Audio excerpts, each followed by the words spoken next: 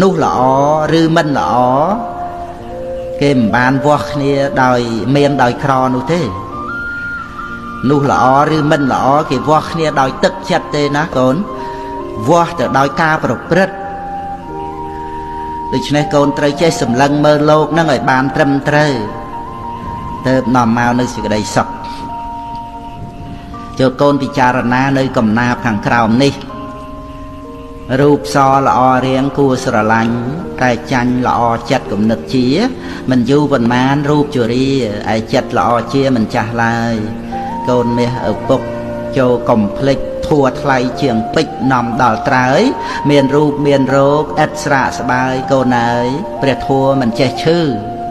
បើកូនរៀនធัวអប់រំចិត្តប្រព្រឹត្តសុចរិតចិត្តកូនភ្លឺជីវិតត្រូវស្លាប់រូបត្រូវឈឺប៉ុន្តែចិត្តភ្លឺមិនស្លាប់ទេចិត្តភ្លឺខ្លាំងជាងសូរិយាភ្លឺដោយបញ្ញាចិត្តទំនេរកើតចាស់ឈឺស្លាប់ព្រោះក្តីស្នេហ៍ឯចិត្តទំនេរផុតទុក្ខផង